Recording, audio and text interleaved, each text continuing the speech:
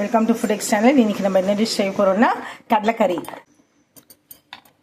அதுக்கு ஒரு கப் தேங்காய் எடுத்துக்கோங்க. கிரேட்டட் கோகோனட் திருகின தேங்காய் எடுத்துகிட்டு நல்லா ஒரு 2 to 3 minutes நல்லா ரோஸ்ட் பண்ணிக்கோங்க. கொஞ்சம் கோல்டன் ப்ரௌன் ஆகிற வரைக்கும் வறுத்துக்கோங்க. ரொம்ப பிளாக்கெல்லாம் ஆகக்கூடாது, லைட்டாக கோல்டன் ப்ரௌன் ஆனால் போதும்.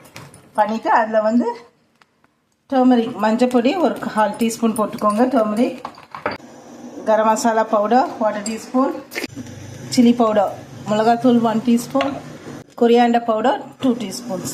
அதுதான். இதை ஆஃப் த கேஸ் ஆஃப் பண்ணிட்டு ஆற விட்டுருங்க. மேக் இட் ஒரு fine paste. Cool it and make it ஒரு fine paste.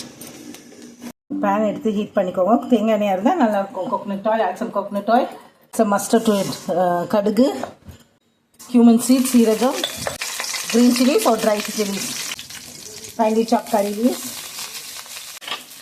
1 cup shallots, sambar வெங்காயம் பொடியாக நறுக்கிறது 1 cup. கொஞ்சம் லைட்டாக கோல்டன் ப்ரௌன் ஆகிற வரைக்கும் நல்லா வதக்கிக்கோங்க. Add some salt to it, உப்பு சேர்த்துக்கோங்க. Salt it with add some ginger garlic paste,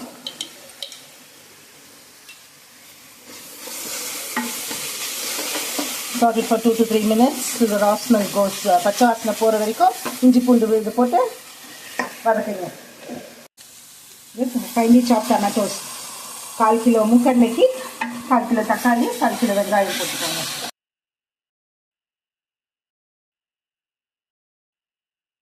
நம்ம தேங்காய் மிளகாத்தூள் எல்லாம் போட்டு வச்சுருக்கோம் இல்லையா, அரைச்சிருக்கோங்க, அந்த பேஸ்ட்டை ஆட் பண்ணிக்கோங்க. ஆட் பண்ணி நல்லா கொஞ்சம் கொதிக்க வைங்க. அந்த பச்சை வாசனை போகிற வரைக்கும் 2 minutes கொதிச்சா போதும். ஏற்கனவே கோகோனட் ரோஸ்ட் பண்ணியிருக்கோம். நான் இன்றைக்கி கோல்டன் மூக்கடலை எடுத்திருக்கேன். அதாவது பிளாக் சென்னாவோடய கொஞ்சம் குட்டியாக இருக்கும். அப்படி இல்லாதவங்க கருப்பு மூக்கடலையே எடுத்துக்கலாம்.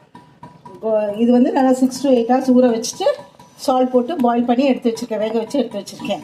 அது நல்லா கொதிச்சதும் ரெடி ஆகிடும்.